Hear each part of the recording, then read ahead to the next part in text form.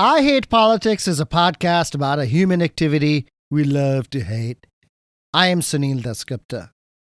The free application for federal student aid, commonly known as FAFSA, went through a major overhaul this upcoming school year 2024-25. This is the form that families fill out to see how much financial aid they may get for their students.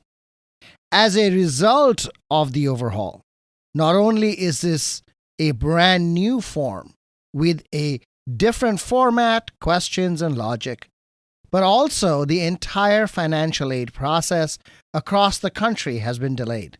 The U.S. Department of Education soft-launched the FAFSA website on December 30th last year, which was late to begin with, and even now, as of the production of this episode, the website is only available for part of the day. The full launch is coming soon, but expect financial aid decisions to be quite a bit delayed for incoming freshmen and continuing students. The Maryland Higher Education Council, MHEC, has already extended the state's financial aid deadline as they will not have the FAFSA data in time. I reached out to UMBC's financial aid director, Andrea, Cipolla, to try to understand the changes and their possible impact. Full disclosure, UMBC is my employer and supports this podcast. Sitting alone, nobody's home with a mind that's in overdrive right now. What is that sound spinning around? A time bomb that's about to explode, and it feels like sinking when you can't stop the thinking. Clear out the clutter and let's get this sorted out. I Hate Politics is a podcast about our neighborhoods, workplaces, schools and streets, and our local governments as they function in diverse and democratic societies. This means our politics are dirty, messy, sometimes corrupt, with often self-serving politicians. But no matter how much we may hate politics, we are never exempt from it, even when we refuse to participate. In fact, the purpose of politics is to keep society functioning precisely when we don't agree with each other, like now. Music for this episode comes from the Washington, D.C. area power pop band Daria, whose second EP, Solastalgia, comes out today.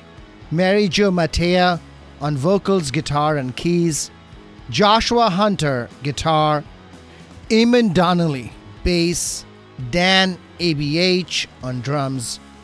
Go see their big launch show on Saturday, January 27th at the Songbird in DC. And if you miss them there, you can find them on Bandcamp at Dear Daria Band.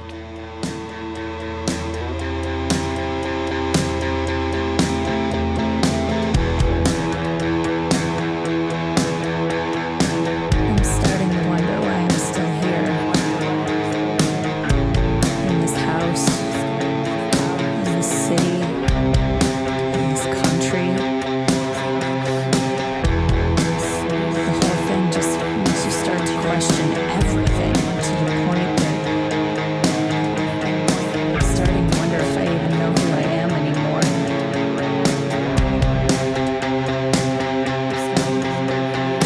Every cell in my body is screaming out for change.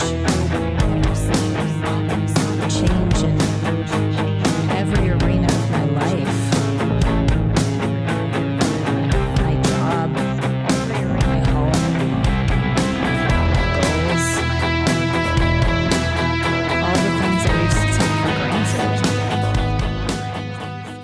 In the news, respiratory illness hospitalizations, including COVID, in Maryland were 17.6 per 100,000 population last week, down from 19.7 the previous week. Anything over 10 cases per 100,000 calls for broad source control or masking. EMS personnel, school nurses, doctors' offices are all masking now. If you are in congregate settings, you may like to consider masking as well. The big news this week came from Montgomery County Public School Superintendent Monifa McKnight, who said that the County Board of Education had asked her to step aside and called the move to be without justification and retained counsel. MCPS has been embroiled in a scandal over several complaints of sexual harassment against former principal Joel Beadleman. These complaints were made during Beadleman's tenure as principal at Farquhar Middle School in Olney. In summer of 2023, the Board of Education, on the recommendation of the superintendent, promoted Beadleman to be principal of Paint Branch High School. Soon thereafter, local writer Alexandra Robbins broke the story of Beadleman's history of sexual harassment and MCPS's official neglect of the complaints against him. The Washington Post carried the story, which caused a furor. Beadleman was put on leave, and the Board of Education hired an employment law firm to investigate, which then absolved board members of prior knowledge of the complaints against Beadleman. Not satisfied, there were calls, including from the county council, for the county inspector general to conduct an independent investigation. The first report from the inspector general came in December, which held Beadleman had in fact harassed his staff at Farquhar Middle School. At that time, MCPS stopped paying his salary.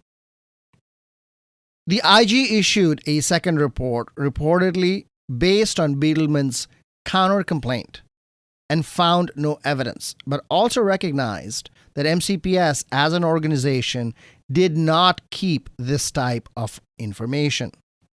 Superintendent McKnight has been under fire for her lack of timely action in the Beadleman case. Certainly, her recommendation to the board to promote Beadleman to high school principal raised the question of her judgment and competence. Her chief of staff left soon thereafter and was replaced by former Board of Education President Mike Durso, who is considered to be a heavyweight in local education politics. MCPS had already hired former County Council and Board of Education member Nancy Navarro to help with external communications. But none of this was helping, and it seems that the Board of Education, certainly President Carla Silvestri and Vice President Lynn Harris, recently asked Superintendent McKnight to resign so the school district can get past the scandal. But McKnight was not having it. She publicly announced the board's efforts to oust her, called it unjustified, and retained counsel. 2 days later, the county inspector general issued her third report examining the process for dealing with employee misconduct complaints in MCPS, essentially finding that there wasn't any. But it is also clear that the absence of a comprehensive policy predated McKnight's tenure as superintendent and even deputy superintendent. If anything, the board and the superintendent shared responsibility for not devising a policy on complaint processing.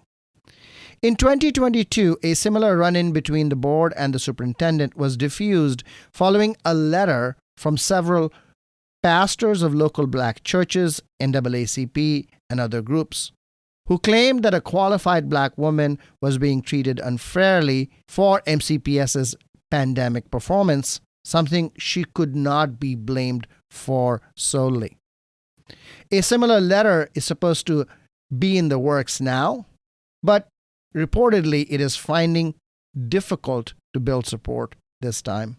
The Board of Education likely wants to be seen as taking action. The Montgomery County Council President Andrew Friedson and Education and Culture Committee Chair Will Jawando issued seemingly competing statements on the role of the Board of Education, and then followed that up with a joint statement saying that there will be a council hearing on the issue. That puts pressure on the board to act. Removing McKnight from the superintendent's position would diffuse the situation and allow the school district to move on. But McKnight's public announcement, followed by the IG's report suggesting a long-term problem, complicates the situation. Now that the board's intention is publicly known, Superintendent McKnight will probably have to go sooner or later. After all, they are her employer.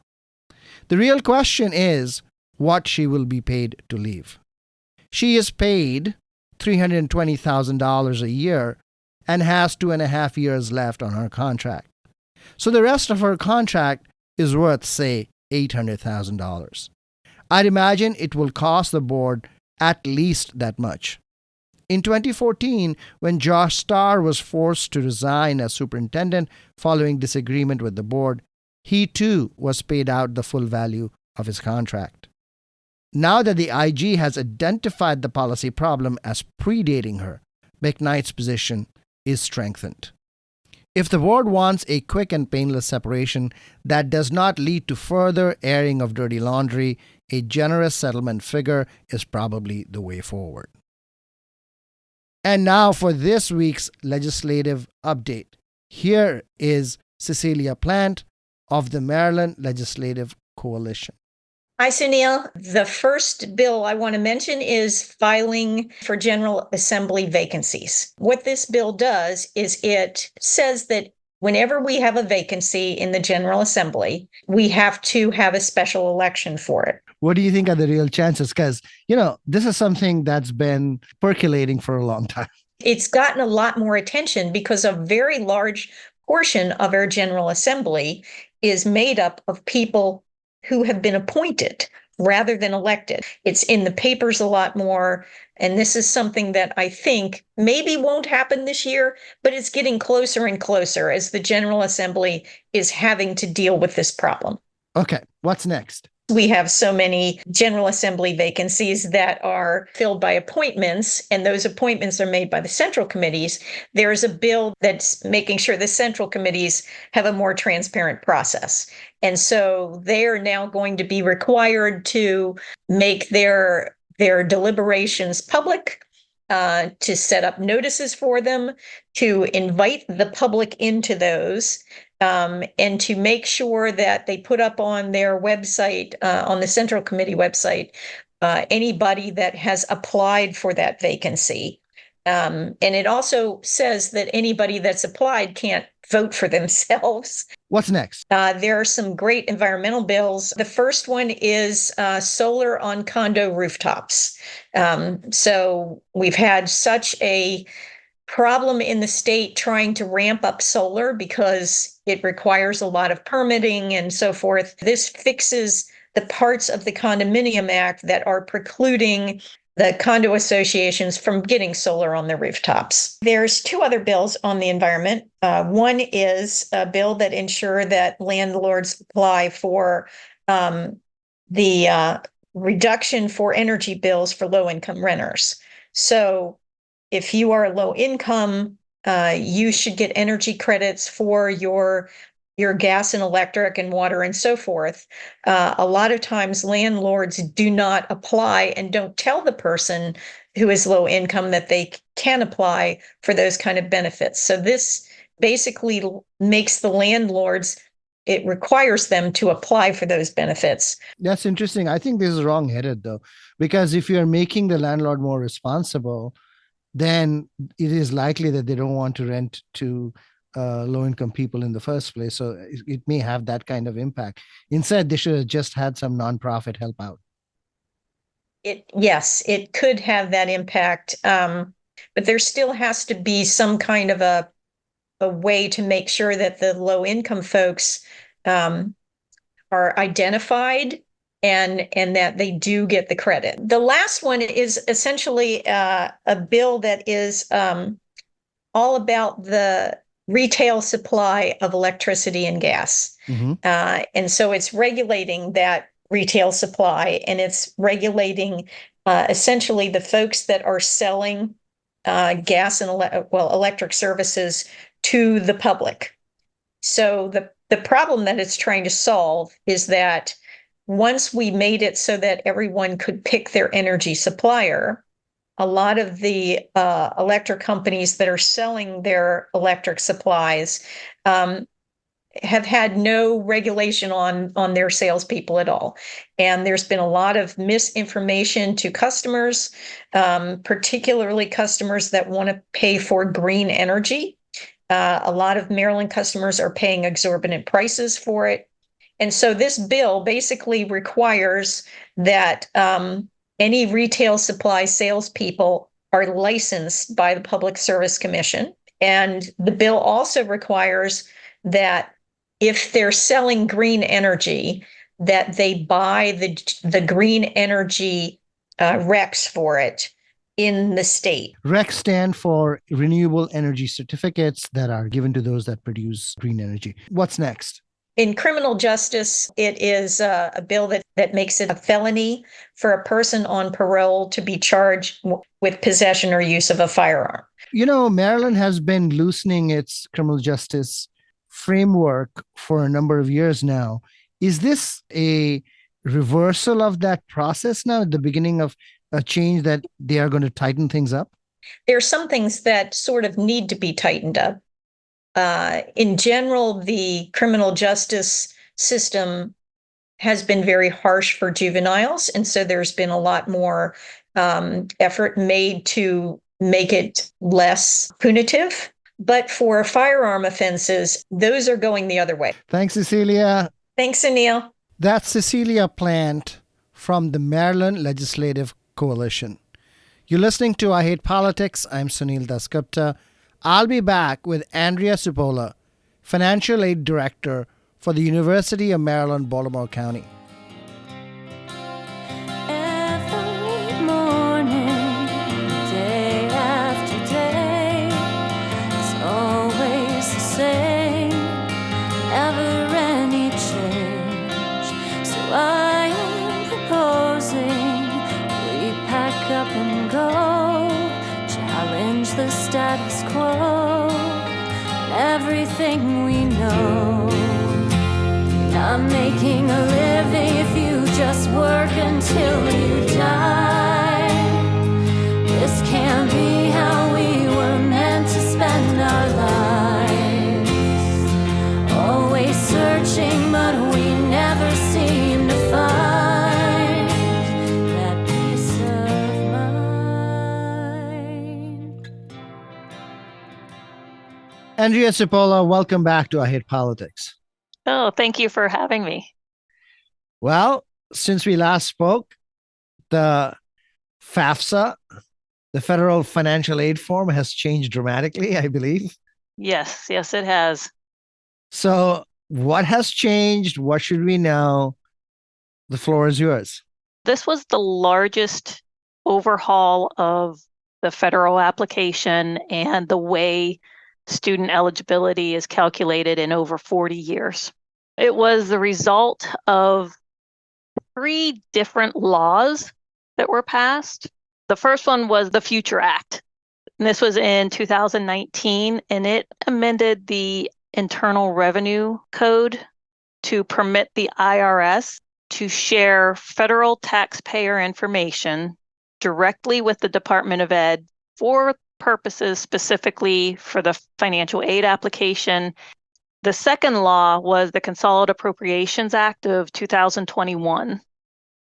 That streamlined and simplified the FAFSA application itself, removing a majority of the questions.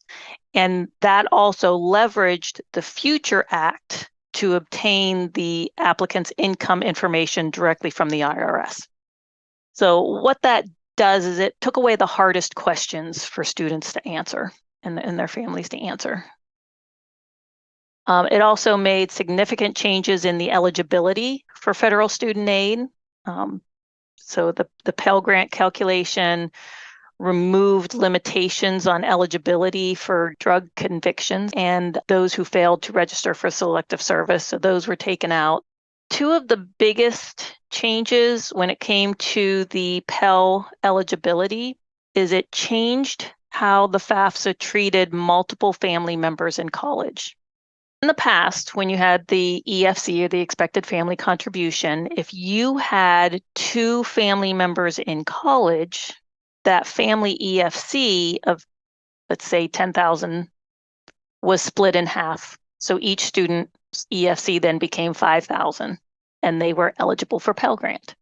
This change is going to eliminate that in the calculation. So now each student will have a student aid index, which is what replaces the EFC of 10,000, making them ineligible for the Pell Grant.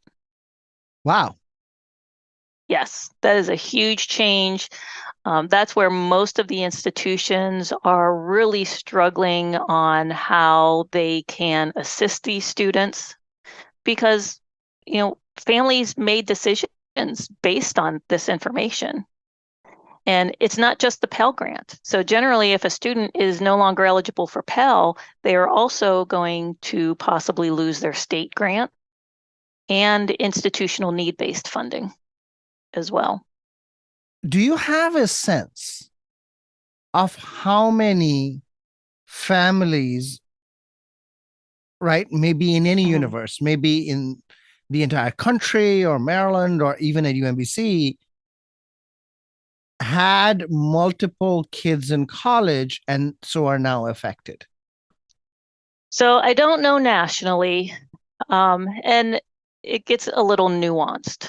So when we first looked at the information here at UMBC, we had over 2,000 students with multiple family members in college, but not all of them were Pell eligible.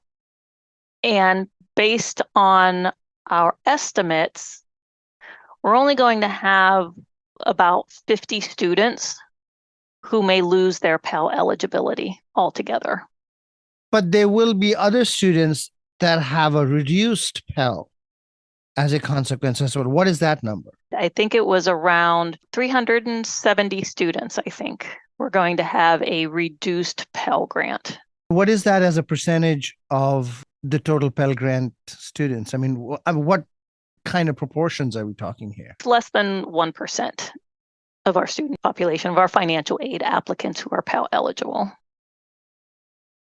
What is the level of estimated family contribution that triggers the Pell Grant? That is all changing as well. This current year and in years past, the FAFSA calculated the expected family contribution, the EFC. And the Pell calculation was based on a number. The EFC of, I believe for this year, was 6,500 something. So if you had an EFC of that number and less, you're automatically eligible. One of the Consolidated Appropriations Act changed that calculation substantially. It's replacing the EFC with the student aid index, but the calculation isn't straight based on SAI. Okay, so let's talk about what the student aid index is and how that differs from the estimated family contribution EFC. What is the difference? It's still based on all of the income and asset information and the number of family members in the household. The biggest difference is it takes out that number of students that are in college. Okay, so we get this number. What is the range of that number? From the negative 1,500 up to whatever the cost of attendance is at each individual institution. So that's really the numbers that matter. Once you get to a point where you are at or over the cost of attendance, you're only eligible for non-need-based aid. So scholarships, unsubsidized direct loans, Parent Plus loans. Is it clear to you, based on what you have available to you from the Department of Education, that you can tell the difference between the EFC and the student aid index? A majority of students are going to see a lower SAI than EFC. Why is that?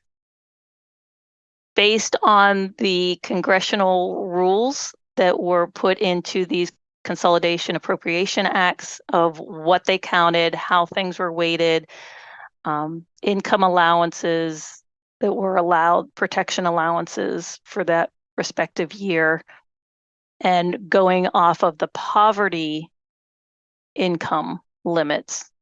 So for 23-24, so for this current academic year, the income protection allowance was $7,600.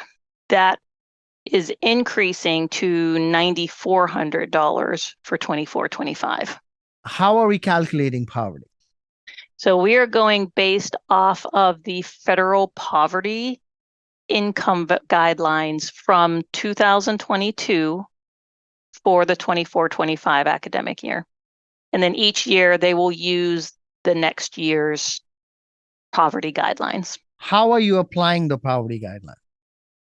There's 3 different calculations they are doing for the Pell Grant. First, they're going to see if students are eligible for the maximum Pell Grant. The maximum Pell Grant is based on the poverty guideline and the number of people in the household multiplied by either 225% for single parents or 175% for married parents. In effect, then they are taking into account multiple kids. In the family, but not in college. So let's say my daughter and me, I'm a single parent. The poverty guideline was $18,310 for 2 people in the family. I'm a single parent. My income, the family income, would need to be below $41,198 to be eligible for a federal Pell, for the maximum Pell Grant. And where does it end? What number does it end at? There's no Pell Grant after that. The minimum Pell Grant for that same family, single parent with 1 child, is $59,508. Okay. Is that window very different from when we did the estimated family contribution system, the earlier system? It's just very different. We could never correlate an EFC with an income range. So that's one of the changes. It's supposed to make it more clear for people to determine whether they would be able to get a maximum or a minimum Pell Grant. After 59,000, what happens? No Pell Grant, but you're still eligible for scholarships and other things, correct? Correct. You're still eligible for scholarships, subsidized Stafford loans, or direct loans, Parent Plus grants, the unsubsidized direct loan. All students are eligible for that. Some schools may have enough institutional aid to offer those non-Pell eligible students. Some schools don't. They kind of save that money for their neediest students. It just depends on the college. Any family, 1 child, 1 single parent making $60,000 or more is not going to be eligible for the Pell Grant. Their SAI most likely will be around 7, between 7 and 8,000. So they've got a huge gap in terms of the amount of tuition and fees and housing and meal plan costs that they are going to have to come up with. What suggestions do you have for those doing this now? The 24-25 FAFSA became available December 30th of last year. It was a very soft launch where it was only open for an hour or 2 each day. They have gotten up to where it is probably available to students a majority of the day. At the very least, it's during call center hours. So we have not heard that it is open fully 24 hours a day yet. what is your expectation with regard to when it will be fully online? So you can sit up at 2 a.m. and go, okay, let me fill out the FAFSA now. I am hoping that by the end of this month. Has this whole thing set back your schedule as the Oh, director of financial aid? absolutely. We would be getting ready to send out our award notifications to our incoming admitted class for next fall within the next couple weeks. But we're not even going to get the FAFSA information until sometime, they said the end of January. We still have not received confirmation of when we're actually going to start getting that information. When we do get it, we are going to have to thoroughly test all of the updates that our software providers have been giving us. We are doing minimal testing, as much testing as we possibly can right now. But without that FAFSA information, we're not going to know the full picture. Okay. So if you're talking to parents, what are you telling them? Expect to hear from us about financial aid when? In March or in April? We are telling students, new students, they will probably hear from us by the end of March, sometime at the later part of March. Continuing students are probably not going to hear anything until mid to late April, possibly even May. And normally this would have been available by the end of January, latest by the middle of February. Correct. Are you getting more calls from families and students because of this? The calls that we are getting right now is that they're having difficulty getting the FSA ID, the Federal Student Aid ID that they need to be able to sign in. They're having difficulty getting confirmation that the information that they put in was correct, or they've saved the application and when they go back in, the information's no longer there, or they have to put it back in.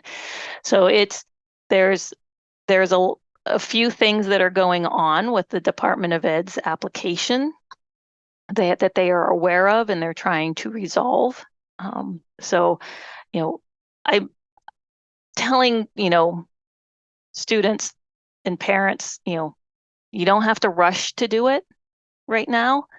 But I know everybody's really anxious as well. Like I'm even anxious, that I'm telling students kind of hold off, because I'm like, no, you got to get it done as soon as possible.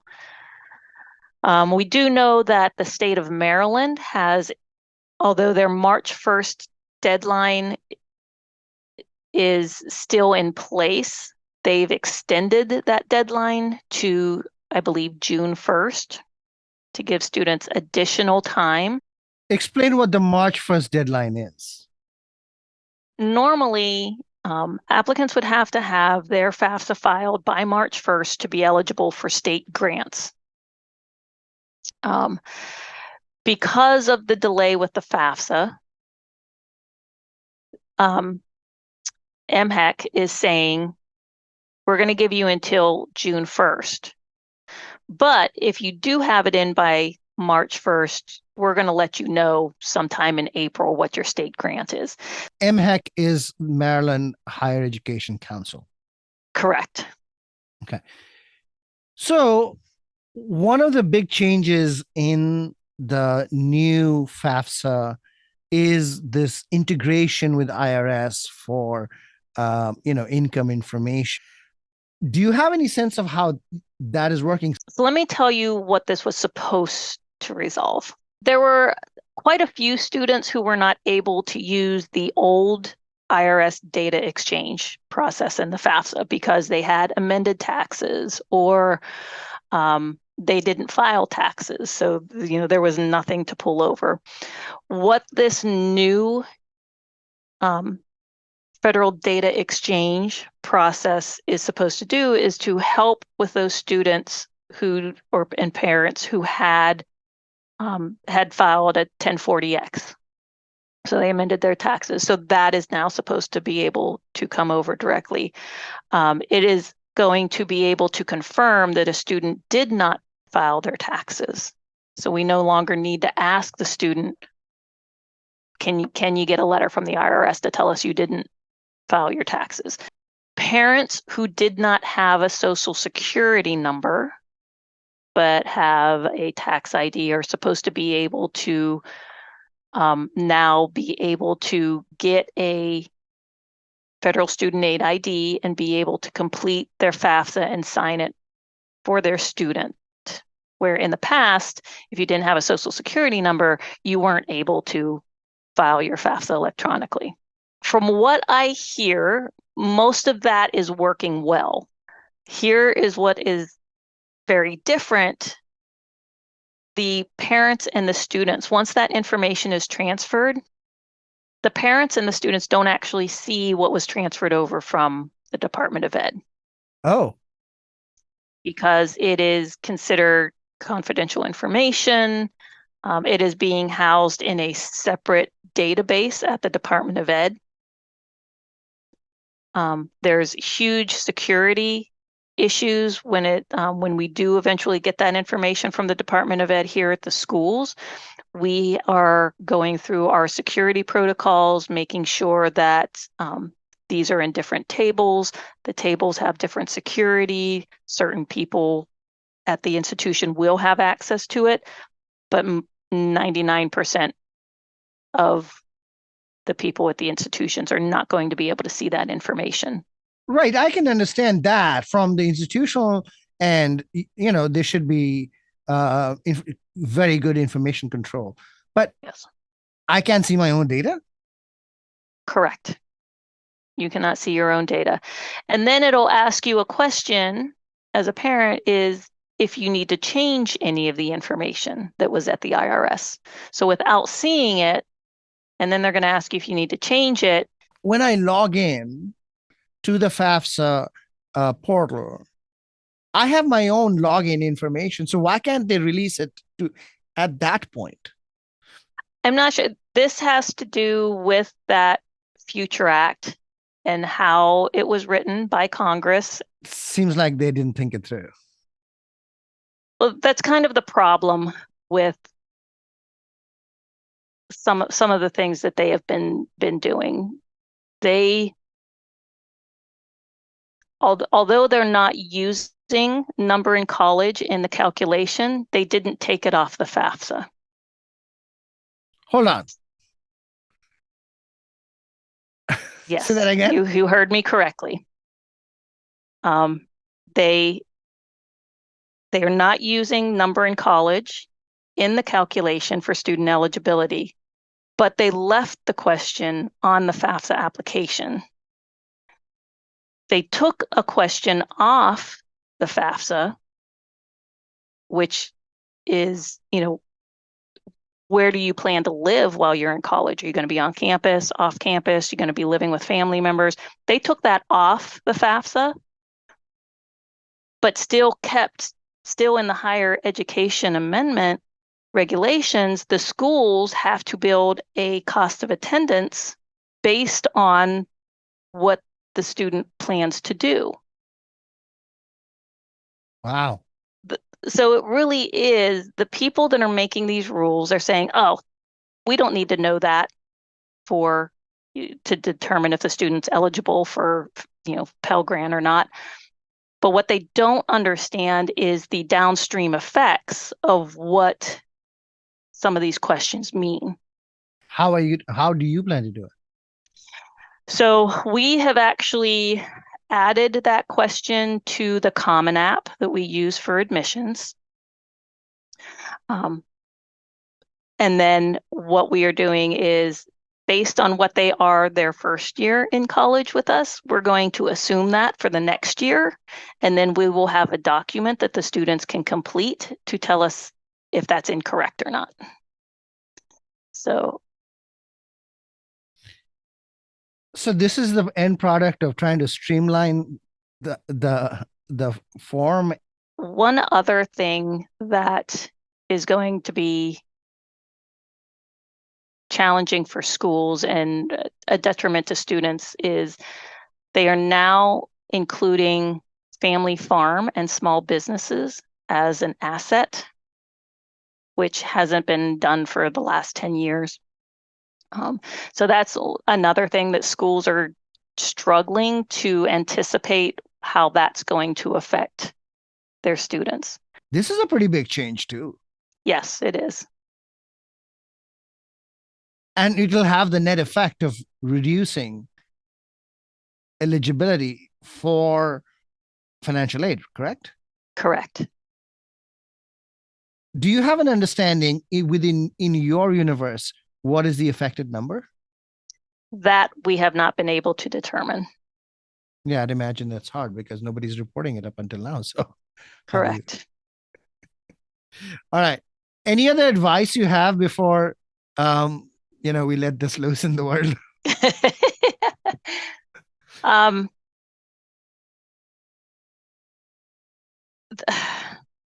The best advice I can give people is, definitely if you haven't gotten the federal student aid ID for, the student and who is going to be the contributor. So that's going to be a parent. If the parents filed taxes as married but filing separate, both parents are going to need to be a contributor if they are still married. If they filed married filing joint, only one parent should have to be a contributor on the FAFSA. Does it make a difference if the lower income parent becomes the contributor as opposed to the higher income parent? Very interesting question. So it also changed who is considered the parent on the FAFSA. So if you come from a divorced household, it used to be the person that you lived with the majority of the year is the parent that is contributing on the FAFSA. They have changed that to it is the parent who provides more than 50% of the support for that student, regardless if they live with that parent or not. So, for example, you've got a student that lives with mom. Mom works, but she's probably, low income. She gets child support from dad. Dad probably makes pretty good, let's say dad makes a higher income than mom. That child support is actually attributed to dad and how much he is supporting that student. So depending on that amount, even though student lives with mom, it might be dad who has to fill out the FAFSA application. Hang in there, everybody. Yes, definitely. And if you have a question, maybe Andrea can answer it. Thank you, Andrea. You're welcome. Thank you for having me. You're listening to I Hate Politics. I'm Sunil Dasgupta. I'll be back with a wrap-up and lessons from my conversation with UMBC's Financial Aid Director, Andrea Cipolla. Numbers on pages, struggling to define where to draw the line, how to spend the time, consume all the knowledge, those who went before, who opened up the door, the ones you can't ignore. Step outside your comfort zone and you may see. You're listening to I Hate Politics. I'm Sunil Dasgupta. What lessons can we draw from my conversation with UMBC's Financial Aid Director, Andrea Cipolla, about the changes to the free application for federal student aid, the FAFSA form, and what are the consequences? This discussion may be about college financial aid, but the problems it highlights our government and society-wide. Transparency, paperwork reduction, the difficulties of big systemic overhauls, financial planning in families, the shape of our higher education. It's like looking through a wormhole at the universe. One of the best things about the new FAFSA form is that there are far fewer questions. Low-income families now answer 39 questions, where previously they might have had to answer over 100. High-income families answer more questions, but many of these families are likely not eligible for financial aid and will choose not to fill out the form unless schools require them for handing out merit scholarships. So the overall load on the system will likely reduce, and financial aid targeted more narrowly to students from poorer families.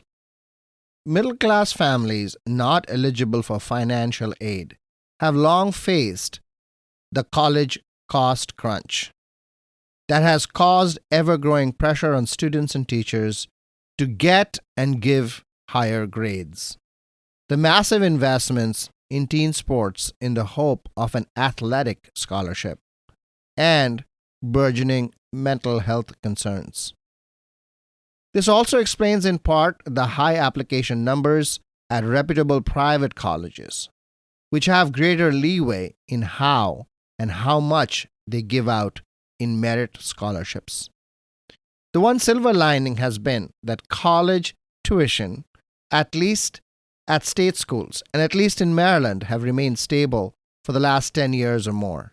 Indeed, many middle-class families overinvested in 529 college savings plans that offered lock-in tuition credits in the expectation of dramatic increases which never came. What has gone up instead are living costs, especially in states like Maryland that are affected by the high cost of housing in the region. Paperwork reduction works great, but as Andrea Cipolla pointed out, one consequence of shortening the form was that the question on where a student plans to live, on or off campus, was taken out, and living arrangements are needed to calculate cost of attendance, which financial aid offices must do in order to allocate aid. The income data exchange with the IRS appears to be smooth, but families cannot verify the data in the FAFSA system, even though they are expected to certify that there are no more changes. The U.S. Department of Education may have tested out the system more with students, families, and financial aid offices. On transparency, the other driving logic of the form, the new measure of aid called Student Aid Index, it seems can be more easily correlated with income. You have family income below $60,000, you should get some Pell Grant. Your family income is less than $42,000, you will get the max Pell Grant. We are holding family size constant in these calculations. They would change if the families were larger. This is important because, as Cipolla says, the old form and the determining number there, the estimated family contribution, did not correlate to the amount of aid. This happened primarily because when families had multiple children in college simultaneously, the family contribution number would be divided by the number of kids in college. But it seems that the new form disincentivizes having children close together. How far-reaching is that for a college financial aid form? If you are trying to fill out the new FAFSA form now, expect delays. Hang in there. Financial aid officers want to help, but they are waiting for data from the U.S. Department of Education as well. Maryland state aid deadline has been pushed back. That's all for this episode of I Hate Politics, where we aim to stem the decline in local news by working with community voices. I Hate Politics is produced by me, Sunil Dasgupta, and assistant producers Daniel Galileo and Katarina Gasek, with support from University of Maryland, Baltimore County. I direct UMBC's political science program at the universities at Shady Grove in Montgomery County, where, among other things, we explore and learn about politics, government, and society close to home. Music for this episode comes from DC area power pop band Dear Daria, whose EP Solastalgia comes out today. Mary Jo Matea on vocals, guitar, and keys, Joshua Hunter, guitar, Eamon Donnelly, bass, and Dan ABH on drums. Go see their big launch on Saturday, January 27th at the Songbird in DC. And if you miss them there, you can find them on Bandcamp at Dear Daria Band. We are going out with the Dear Daria song, On the Inside. If you want to share your music on the show or know someone else who might want to, please email us at producer@ihppod.org. I hope you will subscribe and share the podcast as we bring you stories about politics close to you and to your home. See you next time. You'll need to go fetch the mail, wash your clothes.